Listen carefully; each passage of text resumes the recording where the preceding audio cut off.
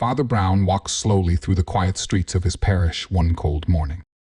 The short, round priest with his old black coat and umbrella might have looked ordinary, but his mind was sharp.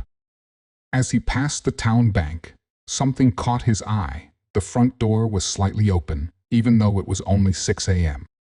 He pushed the heavy door open and stepped inside. The bank was dark and silent. His footsteps echoed on the marble floor as he walked toward the main counter. Behind it, the huge steel door of the vault stood wide open. Most unusual, Father Brown muttered to himself. He knew the bank manager, Mr. Thompson, always locked the vault at night. It was a strict rule. Just then, he heard a noise from inside the vault. Drawing closer, he found Mr. Thompson himself lying on the floor, tied up with rope. Next to him was an empty money bag and a gun. "Father Brown," Mr. Thompson said when the priest untied him. "Thank God you're here." It was Roberts, the new security guard. "He forced me to open the vault last night and stole all the money." Police arrived quickly after Father Brown called them.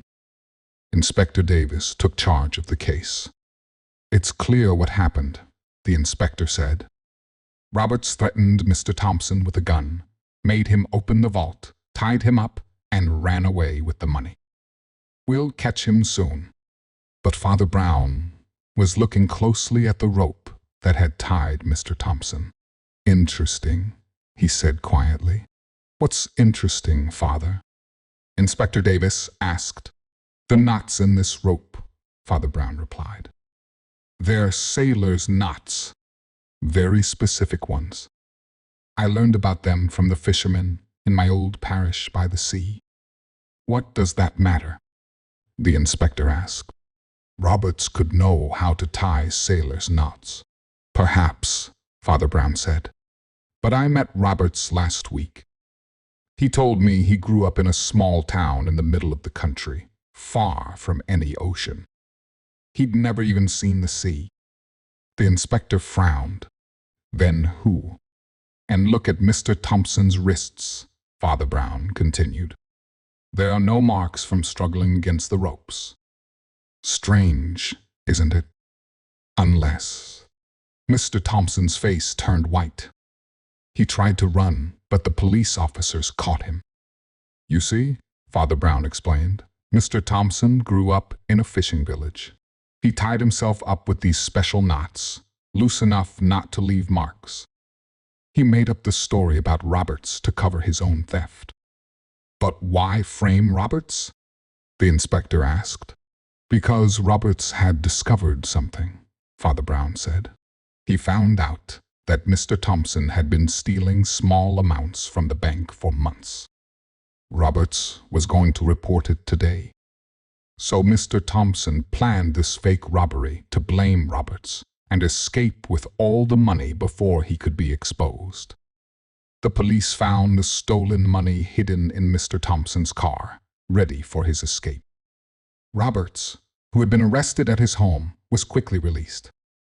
Later, Inspector Davis asked Father Brown, "How do you notice these small details that solve such big crimes?" Father Brown smiled gently. "When you've heard as many confessions as I have, you learn that the biggest crimes often have the smallest clues. And that innocence, like guilt, leaves its own special marks." That evening, Father Brown walked back to his church, his old umbrella tapping on the sidewalk. Truth had been found, justice had been served, and it was time for evening prayers. To him, solving crimes was just another way of helping lost souls find their way back to the right path. As he entered the church, the setting sun cast long shadows through the stained glass windows. Father Brown knew that in this world of shadows and light, truth could be found in the smallest details, in a sailor's knot, in unmarked wrists, in the stories people tell about themselves. And sometimes the most important clue was not what was present, but what was missing, like the marks of genuine struggle against ropes that had never really bound anyone at all.